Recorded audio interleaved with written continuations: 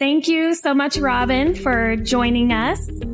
We are so thrilled to have you doing a book signing and book reading session at the Supply Side stage for Supply Side West this year. Tell us about the book that you'll be talking about at Supply Side West.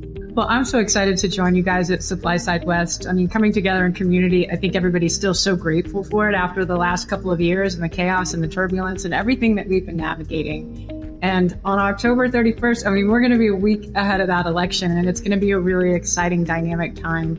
And I think the only thing that is certain is change. And so when I wrote Seeding Innovation, my first book was really about, we've got a lot of problems in the food system. We've got a lot of problems in agriculture. The financial system has contributed to some of this. And I had to be out there with this really negative message. With Seeding Innovation, it is so positive. And that's what I absolutely love about this book. It is a book about courage.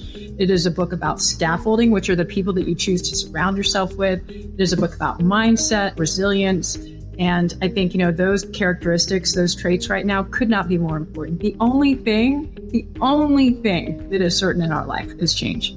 I personally can't wait to dive into this book. It is right up my alley for sure. Why do you think this book is important to the supply side audience? We have attendees that are from CPG companies, and primarily they're in the research and development division. So why would this be important for them?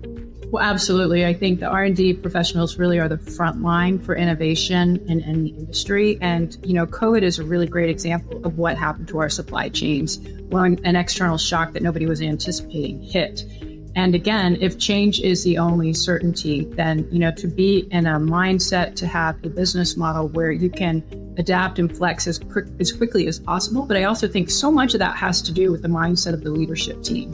And so, to really anticipate what are ways that you can build innovation into the culture of a large CPG company. How do we make sure that we're mitigating the risk of, sort of that status quo that we can get stuck into when we operate within these larger organizations?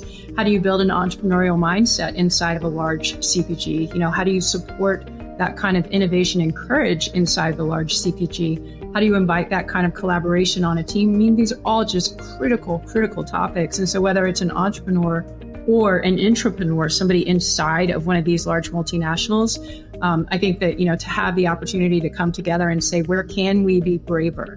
How do we lead in a stronger way? And R&D is absolutely tip of the spear for that. That's so great, Robyn. Thank you for sharing. I also just wanted to note before we end here that the first 10 people who attend the session will get a free book, Seeding Innovation, with the opportunity to have you sign it at the end of the session. So we hope to see everyone there. It's going to be so great.